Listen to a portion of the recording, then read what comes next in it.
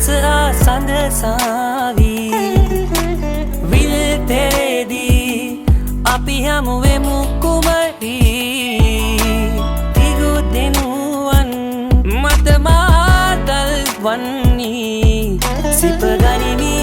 යලි හමුවී මතු දවසක